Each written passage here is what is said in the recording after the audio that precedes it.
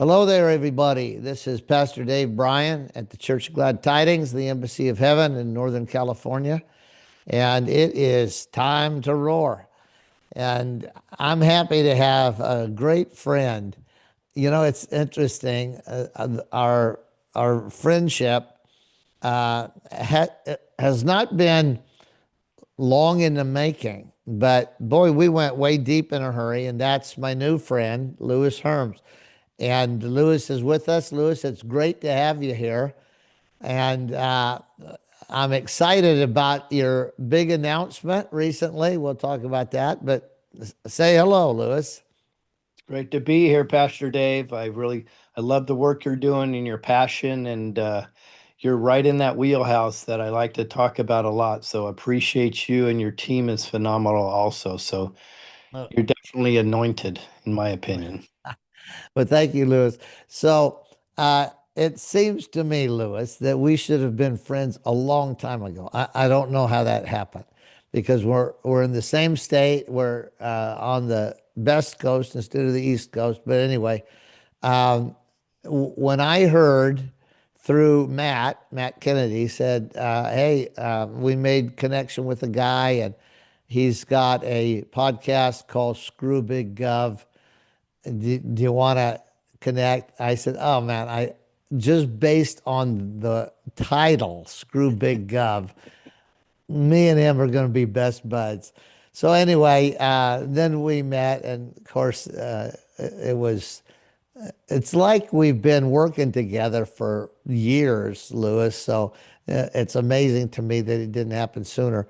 But I wanted to thank you. You let me use your studio. We were down in Southern Cal, and we did, I don't know, it seemed like we did maybe three different podcasts from your studio.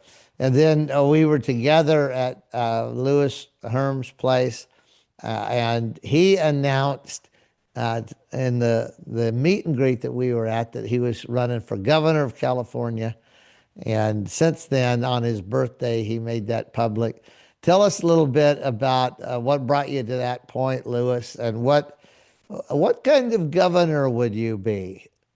Thank you. Well, frustration brought me to the point. Yeah, Um, there fr you go. Frustration that even now, with the awakening that I believe that we're in, that I don't see very many candidates that are going to expose the parasites that have been running things throughout California. And Yeah, I've been asked to run several times, and over the years, I've been asked to jump into politics. But I'm kind of the anti-politician. It's a very disgusting business. It really is, and I have to cleanse myself just thinking that I'm a politician. It just doesn't. It's just not that's good. But that's great, Lewis. but But let me say this, just to interject here, Lewis. The very fact that you are anti-politician is what I think will win you the governorship. We are so sick of the games of politics. We're so sick of the double standards. We're so sick of the BS, which is everywhere you turn, particularly in California, politics in general, but California specifically. And, you said when I was down at your house, you were going to run on the platform of no bullshit government. that's Well, right. I think the entire country is just groaning for that. Can we be done with the BS? Can we just not do that anymore?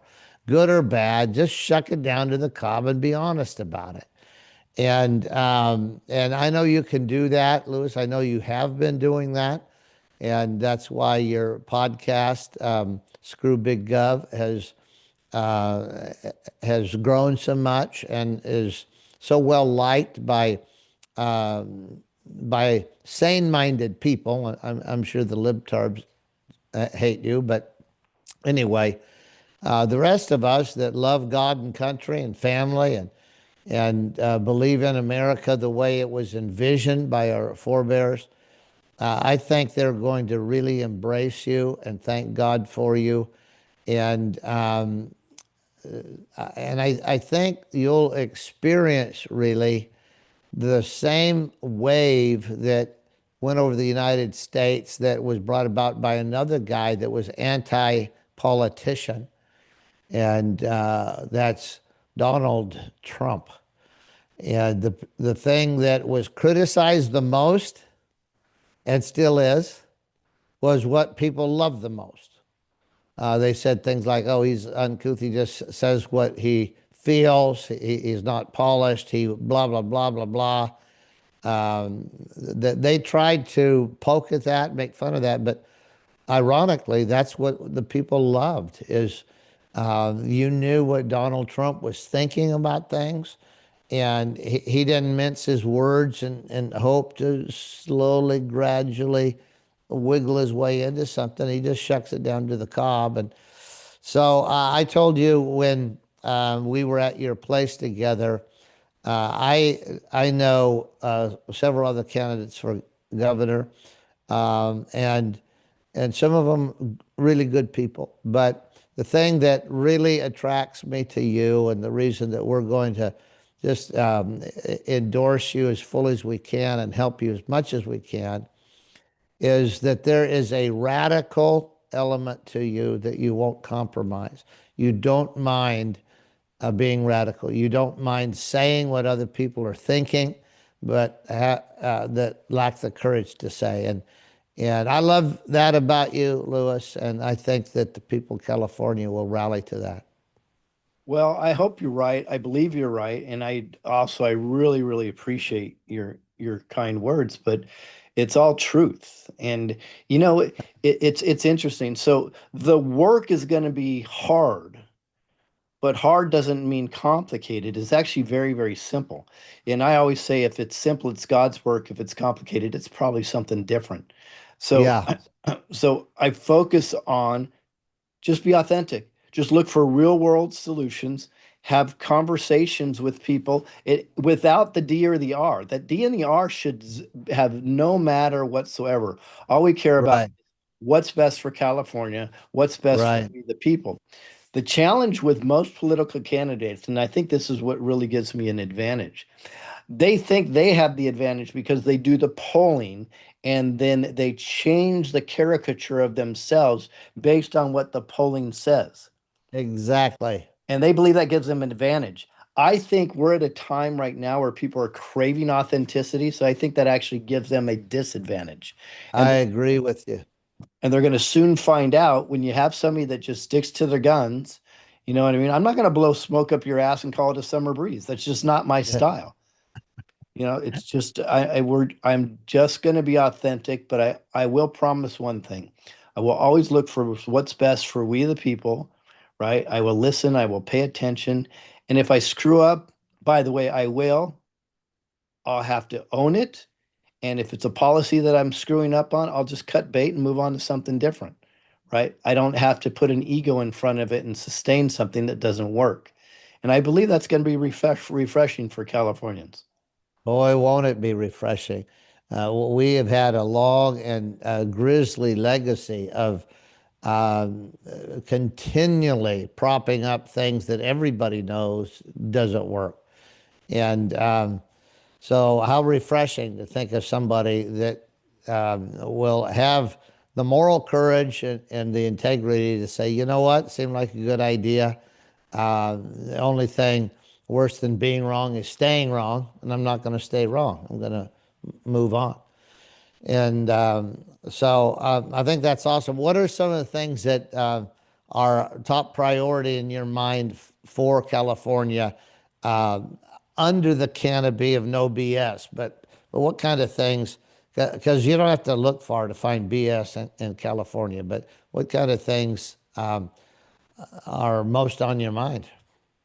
Well, first and foremost is always child trafficking for me, and it has been. In fact, that's how you and I got hooked up because the beautiful work Right. that you're doing in that realm. So, child trafficking is first and foremost.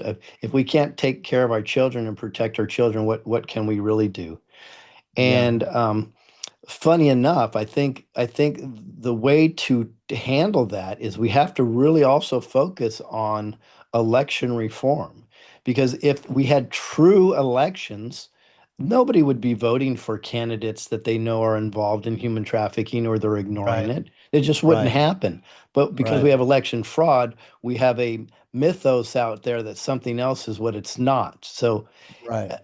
that's going to be a huge focus.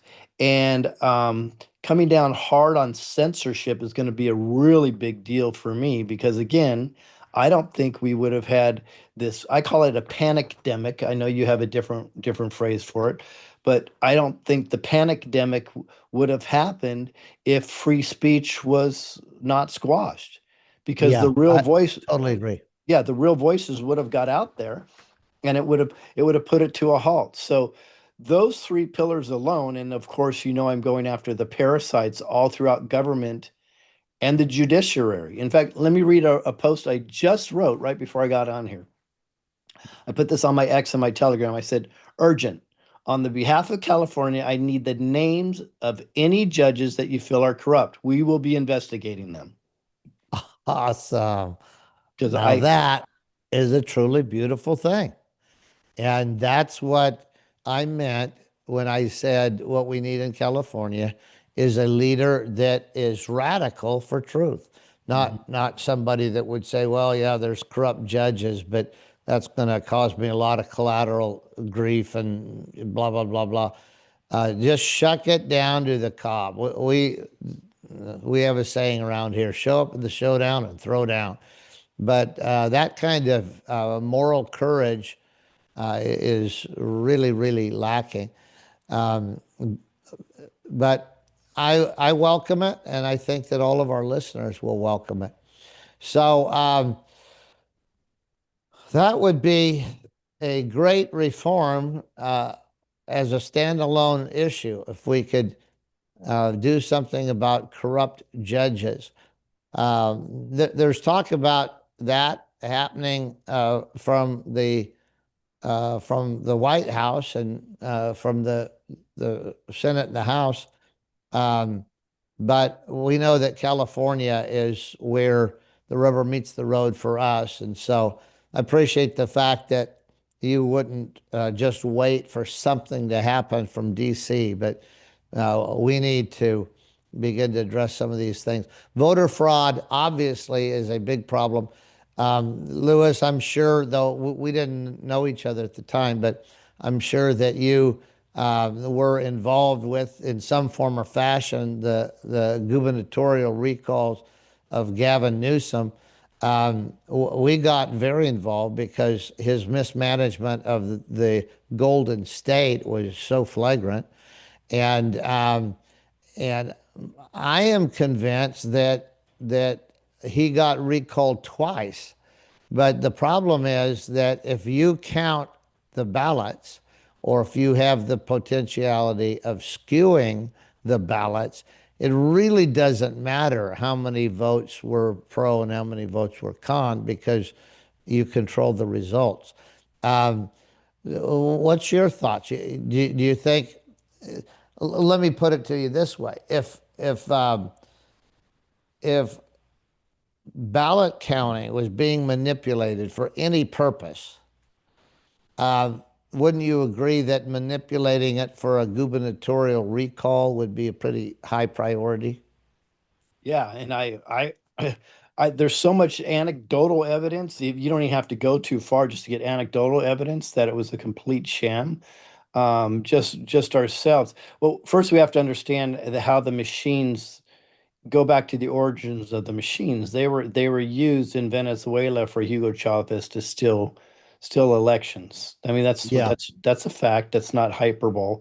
So that then, of course, now we have the machines in California, and at the same time, when the day of when Newsom was up for the last recall. We did some polling with random people, and 26 out of 26 people said we're recalling Gavin Newsom, right? 26 out of 26? 26 out of 26. By the way, we didn't know who was Democrat, Republican. We had no clue, right? We had Yeah. no clue. So that was telling. And then um, I was in a place recently, and these would probably be considered employees of Newsom. And I was talking about that I'm running for governor. There were four people that were working there at the time. All of them I would have said probably are liberal. One was wearing a mask. That's kind of an indication, not always. That's a generalization. One was a bald-headed black woman. That's, likely, and she was gay. Likely that's that way. And then there was a Hispanic, and there was another lady that I believe was Asian. Anyways, the point is, when I mentioned it, all four of them would say, "We got to get rid of that guy." And I'm like, these are liberals that are saying that. Yeah, right, But there was a right. huge clue on on the recall election day that I think many people missed. The first, by the way, when the polls closed, immediately they released the results. And the Yeah, first result they released on the news was Gavin Newsom got 66.6% of the vote. there you go. 666, baby. How did they Yeah, had but we just completely ignored that. And yeah. eventually it was so they got their word, they got that was their message out there. You know how the game goes. That was their middle finger in our face, is what that was, bro. That's right, exactly right. And many people miss that. So are those all just coincidences? I don't think so. I think there's enough anecdotal evidence. And then when I work with Dr. Doug Frank, which is, a good friend of yours and mine, Yeah, and then I was just on the phone with Mark Cook, who is the premier election investigator today. They have the evidence that's going to blow people away, and I will be showing that, by the way, at risk of everything, because we just have to tell the truth, man. yeah, Done yeah, with anything else. yeah. Just have to tell the truth as a last resort. I know. Go figure. What a concept, right? Yeah, what a concept. Well, what have you heard of the idea of dividing California up? I know it's been around for 100 years. I don't know if you knew this, but um, way back when it seemed to be a momentum seemed to be building again. I was the chaplain for the state of Jefferson movement. And so I got to know the leaders of that real well. I thought they had a noble cause and a lot of good reason behind them. But unfortunately, that whole effort died for as a result of a leadership bottleneck, and they weren't able to lead well. I know Mark Baird, the spearhead of state of Jefferson, is a very good man. I consider him a good friend and just a great guy, good Christian brother. But there was a leadership bottleneck uh, that actually we had a meeting that I hosted at Church Glad Tidings, and I invited everybody that was in favor of a new North State to meet at the Church Glad Tidings and talk about it. Again, um, just get it all out in the light. Why do we feel like we need a new state? What are the pros and cons? How would we go about it? Just talk things through. And anyway, we had a very healthy, robust conversation. But uh, on the heels of that meeting, the small leadership group that was stifling the state of Jefferson program, they made a characteristic response of that kind of leadership, and that's to ignore the voice of the people. And I had told them prior to that meeting, I said, if you ignore what is being said here, the state of Jefferson will become a non-issue, and other factions will rise up with the same cause, but they'll just consider the state of Jefferson a moot point and a dead end, which of course has happened, and that was with New State, and now of course there's the latest brainchild that's out on the internet is dividing California into four states with the relatively similar population bases for all four states. And so, anyway, I know there's pros and cons to everything, but have you heard much about that? And what think ye of the whole idea? Yeah, well, I've actually had a couple of them already approach me, and the question I would ask, and I always like to go down to the origins and the whys. Why do you want to divide the California up? And it all comes from one thing. They're frustrated. They're frustrated that That's California right. is not being run properly. The reality, if California was run properly, I don't think this would ever be a conversation. I totally agree with you. So what we're doing is we're taking something broken in essence, and they're trying to break it up into several different pieces. I would say I understand exactly where you are. I'd love to sit down with you and see what your value set is in regards to that. Yeah. But I would say we got there because we believe California is also a certain political climate based on lies that were told to us. Right. I would like to say that I Well, believe that we are a conservative state. So what we're doing is in essence, instead of fixing the issue by breaking it up, this is my opinion, and I don't need to agree with anybody, is by breaking it up, I think we're positioning ourselves that even more manipulation can happen. So now you can have two separate states that are completely liberal and one conservative. So those two will always outvote the one, and we never have a chance to fix the whole because we're working on the parts. yeah. Um, so I believe I'm open to conversations, but right now, let's try to fix California because I would ask them the question, if California wasn't broken, would you be trying to break California up? Yeah. Yeah. And I have a feeling That's a point well taken. the authentic answer probably would be no, we wouldn't be.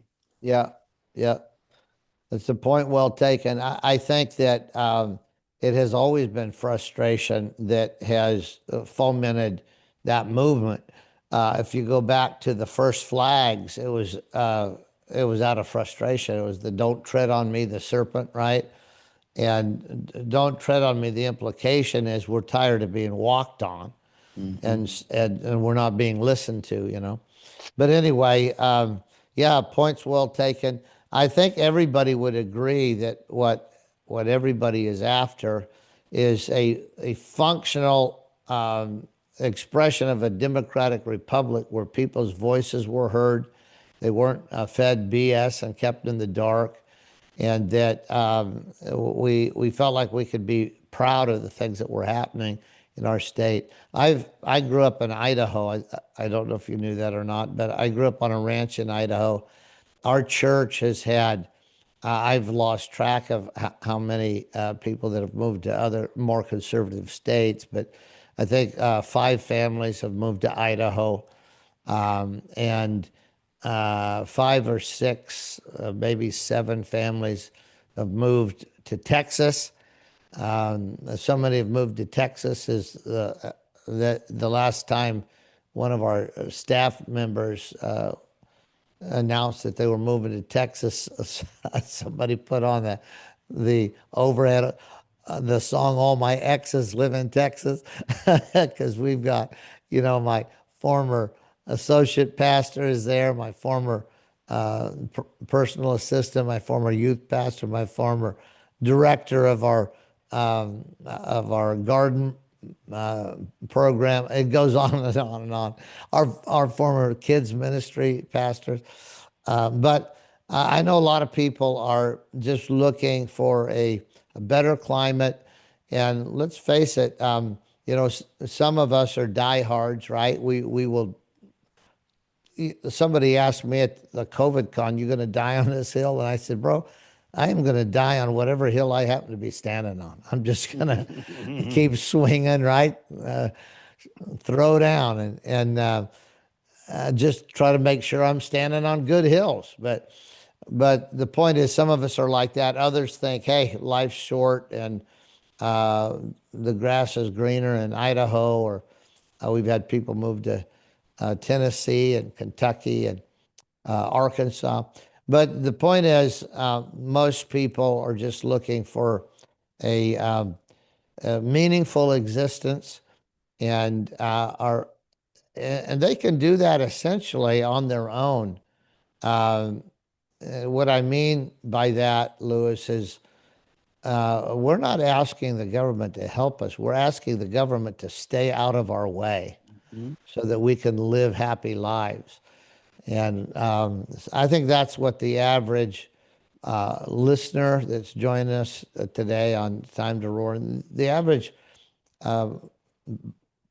person that's not a leech or a parasite, because we got our share of those, that they just gravitated to California for the freebies. And again, in the sight of God, I guess everybody counts. But in terms of trying to do a state right and trying to have a meaningful society, they're not really factors. I hope, as a pastor, I hope they become a factor. And I do have faith that God is not intimidated by hell's best work. So, however screwed up a person starts, they can be transformed. We've seen it happen a lot. But that aside, what I'm talking about is the people who are right now, currently, they're living honorable lives, and they want to be members of a society where they can get a fair shake. They don't want to be lied to by politicians. They don't want to be ripped off by big government. They don't want to be manipulated, um, again, by bureaucracy. And they just want a chance to do their thing and to raise their families, whether they're a bricklayer or whether they work in a restaurant or whether they're a farmer. They just want a chance to be left alone and make life work for them and their kids and their grandkids. And the myth that everything good comes from the government, it's a mindless myth. I mean, you can't be a thinking individual and adhere to that.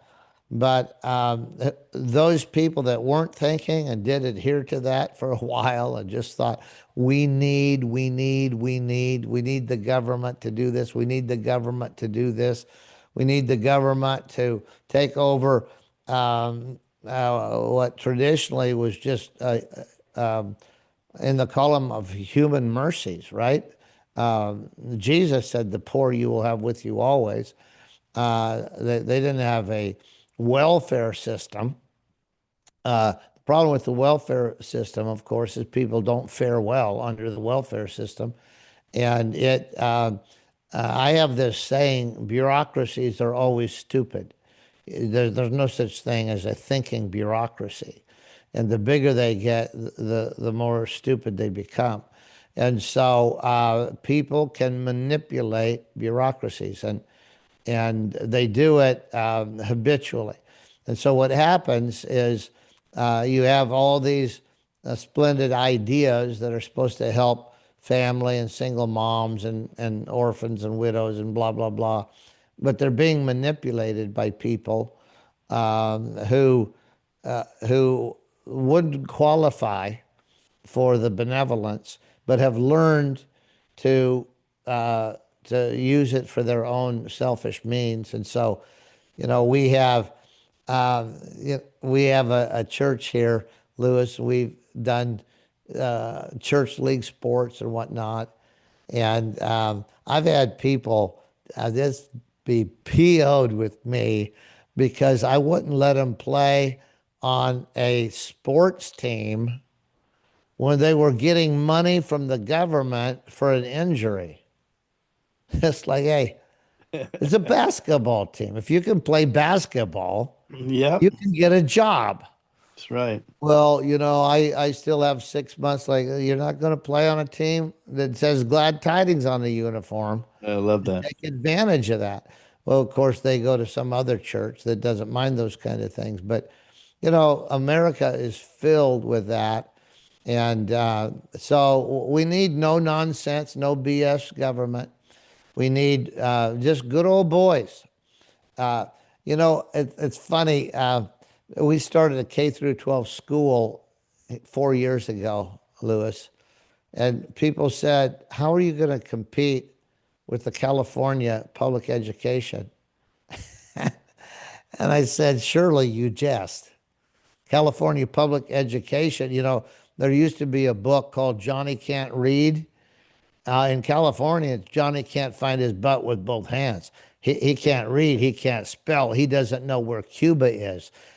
He doesn't know anything about world history. And it goes on and on and on. So I told the Inquirer, I said, I cannot foresee the remote possibility of us screwing up worse than the California public education system. If we hired complete bozos, I think we could do better than they've done. And we have managed to get into 40th place in a list of 40 nations. We're last. The only reason we're 40th instead of 50th is there aren't 50 nations being evaluated. That's We're right. dead last in evaluation of the effectiveness and the efficiency of our education system. And at the same time, we're first place in cost per student.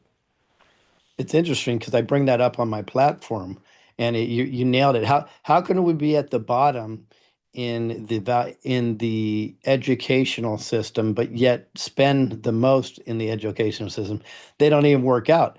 I'm going to parallel to something you were talking about before.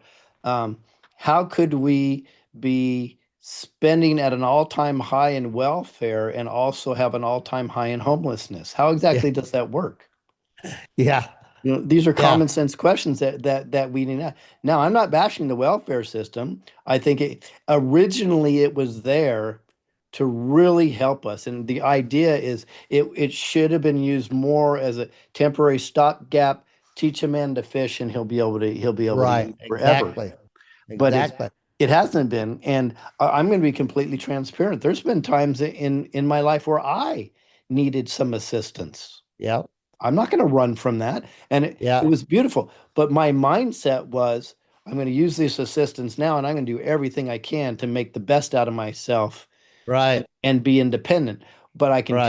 tell you that wasn't part of their system. It was keep them on the Right. dole, keep it on the dole, keep it. And Right. then it was we'll keep you on the dole if you vote Democrat, right? Then they started Right. making that connection Yes. also.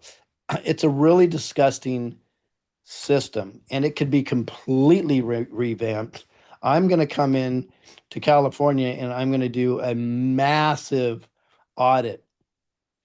I'm going to say something shocking and I'm really working with a team to put this together and I hope to roll this out soon, although this is very premature, but I'm going to tell you, no promises, but I'm going to give you an idea. If we can bring down government spending legitimately 80%, which I think we can do, right? 80% 80% I think reduction is spending. reasonable. That's that's awesome. I think it's reasonable based on the numbers that we're seeing. So if we can get it down to 20% of what it is, right? You're going to be able to say with a good plan, bye bye to state taxes and bye bye to state property taxes Come on. Come on. because So, those are and because the problem is the people spending the money are paying lobbyists, they're right. paying NGOs, they're paying bureaucrats, they're paying themselves, and they have no respect for we the people's money. So even if Right. they're not Zero. paying it, they'll pay $30 for something that should cost $5 because they don't give Right. a damn. Yeah. If Right. you focus on giving a damn about the money that we spend, I'm going to do the same Yeah. thing within my campaign. The money that Come I'm on. spending in my campaign, I'm going to lead by example. I'm not going to do a shotgun approach on marketing. I'm going to say, okay, what's working? If it's not working, cut bait. Exactly the way I would do it for the we the people of California. So there's a lot to be Yeah. done there, and I'm very excited. If these people are going to be real, they can really look at doing this and I believe it can be done, Dave, and I'm very very excited about the prospects of that. Yeah. Well, I think a lot of people are going to be excited about it. I think there are going to be so many people excited about it that you're going to be our next governor, Lewis, and that would make me happy and proud to know you. But the simple truth is the good people of these United States have been abused Mm. taken advantage of, pushed out of the way, told to sit down and shut up for too long, and there's a massive transition happening in America. And I don't know how many times I've heard on social media lately, they'll say something like, "This poor man was taken out of his home and handcuffed and taken off his job by ICE agents. Is this what you voted for?" I always say, absolutely. If they were ICE agents, he shouldn't have been there. Yep. We welcome everybody into this country, always have. Both of us, Lewis, and everybody else here. We are a cross section of the nations of the world. That's what America's all about. Everybody's welcome, but Yep. everybody comes legally. That's And it. if, you know, Louis, how does this even work in terms of the perceived function of a brain is to sort out information. So how is it that some people's brains miss this one? They're here illegally, but their rights should be preserved because they're not breaking the law. Like, oh, wait a minute. Let's go back to they're here illegally. Right? Right. Uh, you, you hear that all the time. They're here No. illegally. Oh, they're not Well, breaking the law. well, you're going under the presumption that Biden and Gavin Newsom actually had a brain. So I I'm think it's I'm the sorry. That was my bad. I think it's the wrong premise to start Yeah, with, yeah, right? my bad. And if they do, it's pure reptilian brain because Yeah, all they care about is taking it to us, right? yeah, And it's yeah. completely intentional. And people that they disguise it, they mask it as um, benevolence. Oh, we just want to take care of all these people, Oh yeah, but it's exactly the opposite. Because if they really cared, they would come out with the statistics, and the statistics say this. The United States is has the most legal immigration of any country in the world. We're the most diverse place in the whole world. We have right. more sectors of religion, color in the whole world. Yep, It's an absolute incredible melting pot as it was supposed to be, right? But they right, don't want to tell you that because it doesn't push their narrative. Now, right. but the No, dirty little secret is it's all about human trafficking. yeah. That's Yes, it it. is. Which is folks, just so you know, I've always spoke on the United States. It's by far the largest, most profitable industry in the whole United States. And I call it an industry because we have to look at it the way they look at it. Come The on, reason Lewis. the reason why they fight so hard to sustain their human trafficking network is because it makes them more money than big pharma, big Come on. oil, and big agriculture. That's a More fact, money by the way. yep. That's a More money fact. than the illicit drug trade as well. That is well. Yep. Here's the challenge: is I did this in my film Cages. You can only sell a drug one time; it gets Yeah. used up. But you Right. can sell a child 50 times in a day. Yeah.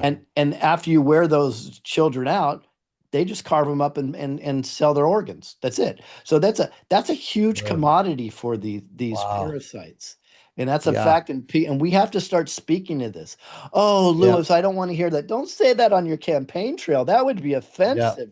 Well, screw Yeah. you if you think it's offensive, Yep. then you're part of the problem. Right. Exactly. Yeah.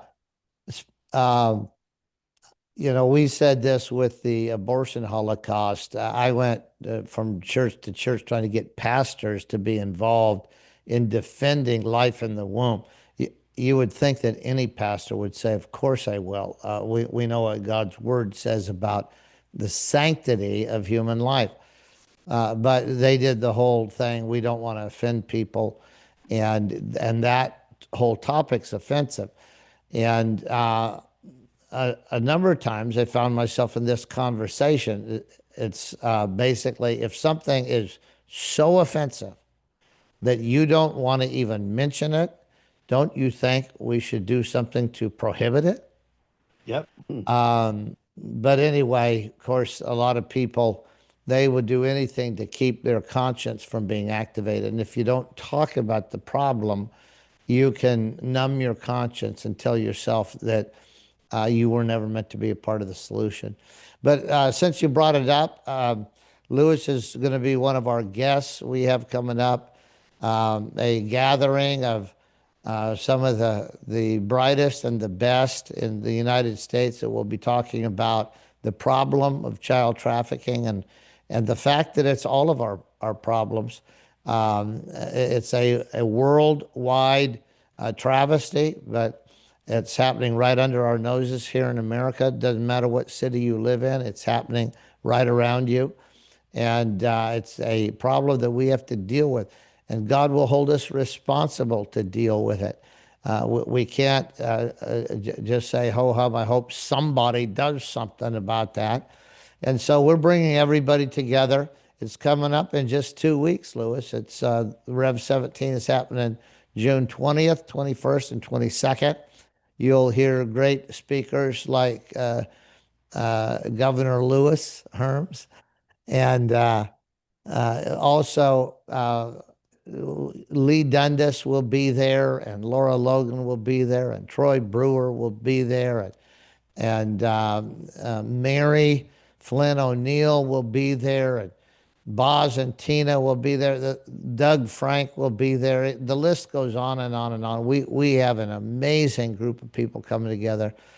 They're coming together for two reasons: to expose the problem and to talk about a solution. And speaking of that, it's a fundraiser for an effort that we started over a year ago. That's to buy the Leo Chesney Center.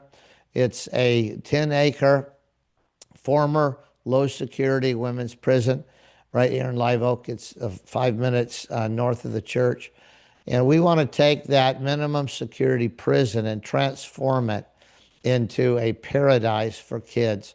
There's lots and lots of needs in terms of stopping human trafficking. By the way, it is prophesied in the Bible that it will stop in a single hour at the end of the age. That's why we're calling the conference Rev 17, because in Revelation 17, the whore of Babylon, which the city and the woman represent the culmination of evil at the end of the age.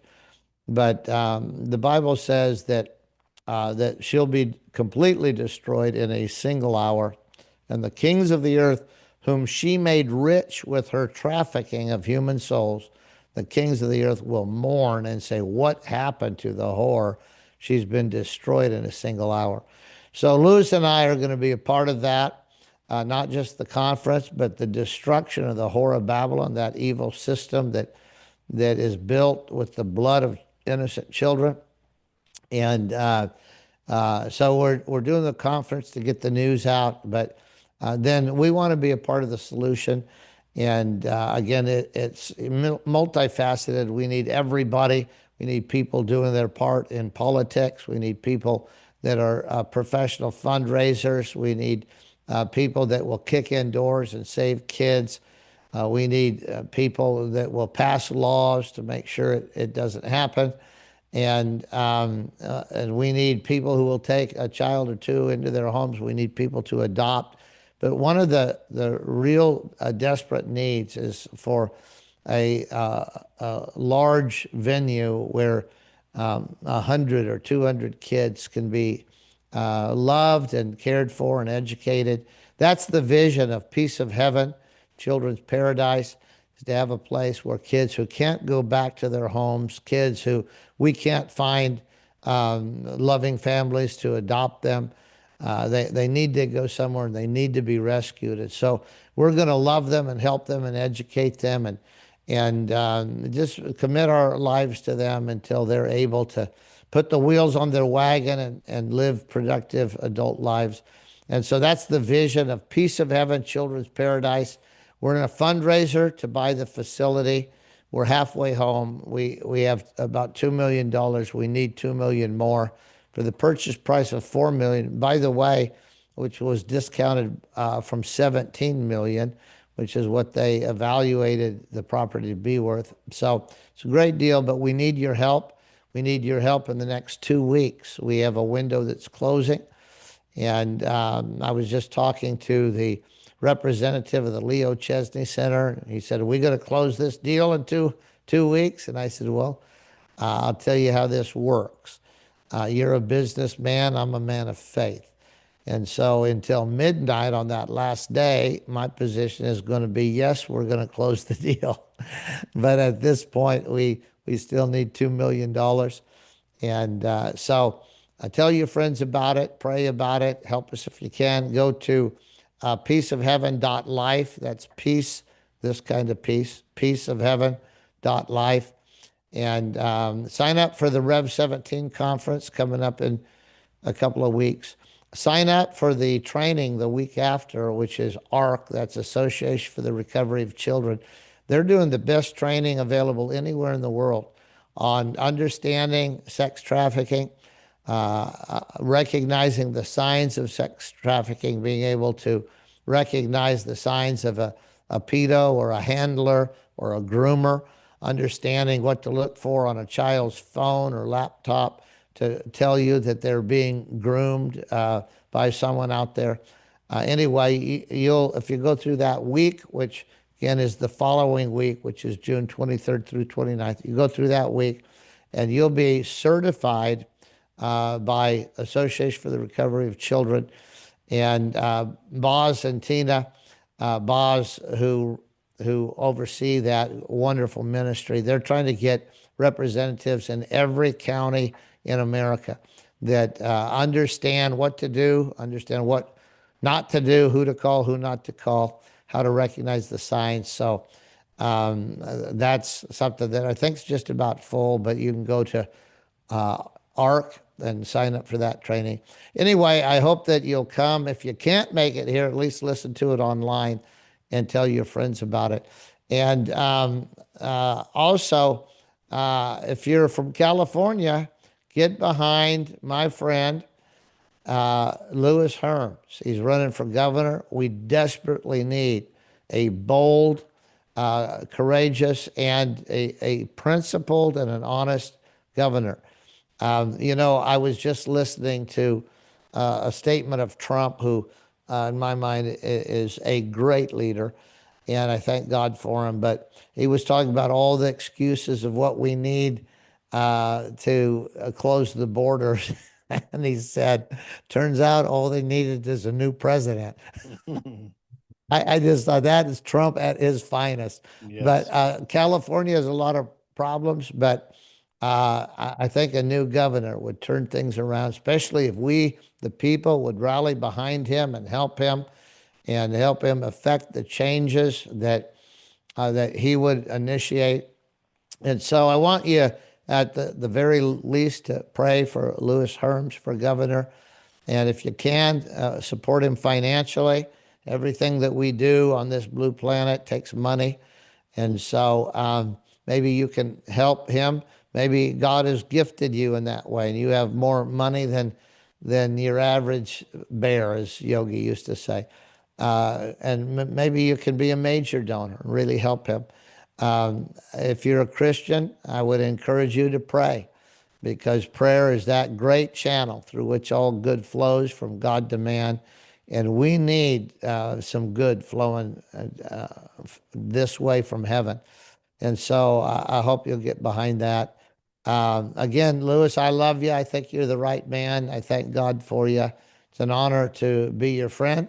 And here at Church of Glad Tidings, we'll help you however we can. Any last words you have to say to the people before we close this session? Well, I want to say something to you. Thank you very much, and Matt and your team. You're just so awesome. Just absolutely amazing in the work that you do, and you've always stood in the gap. And I can tell you, there's many people that don't do that. So it's very impressive. And yes, we've become pretty good friends real quick. And I think that's the divine choice right there. I do Um, too. if you guys want to just see what I'm doing, find all my social media or my Yes, website, definitely. my Thank you. documentaries, just go to screwbiggov.com. It's that easy, screwbiggov.com. screwbiggov.com. Unfortunately, it is going to take some money to win this race. I'm up against people that are already trying to buy their way into the governor's mansion. So if you go to Yep. screwbiggov.com, go for prayer, go for donations, or both, whatever.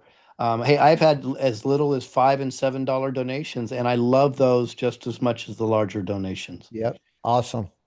And so screwbiggov.com. And tell us just a little bit before we go, Louis, about your epic movie that you did called Cages.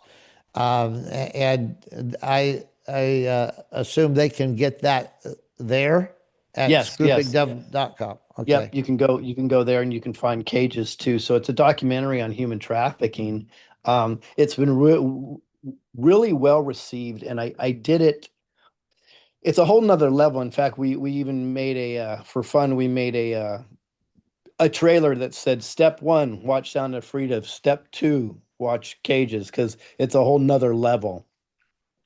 But what we did is I've learned a long time ago that you're not going to defeat your enemy unless you can figure out the way they think. Yeah. And I think that's very strategic approach. So when I developed this film, I did it from the perspective of the enemy, Mm, the way the enemy thinks. And it really ended up I'm thankful that it resonated with people and they said, okay, now I see. Because one of the questions are they, I don't know, human trafficking, it couldn't be that bad, people are not that yeah. bad, or how could they possibly do that? Well, I explained from the perspective of the enemy their thought process, and it's really easy to understand how it is easy for them. And I'll just summarize this one part. If a cockroach runs across my floor, I'm probably going to step on it. We are cockroaches to the parasitic elites that run everything. And we have to remember them. So it really doesn't affect them. If they wouldn't even affect them to pull our legs off. That doesn't affect them in the least bit. In fact, they'll get off on it. So I think it's a fantastic movie. I never want to break somebody's psyche, and I talked to Kathy O'Brien when making this movie, which is a good friend of mine. By the way, she'll be speaking at your event. Yes, she Is will. is is I don't like to break somebody's psyche, so all my films have some element of faith and looking forward in a positive way in Oh, order to build that's off of awesome. this. Awesome. Awesome.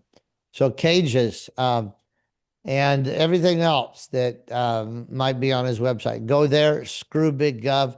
Again, before I ever met Lewis, I just heard the name of the website. I thought I like this guy already.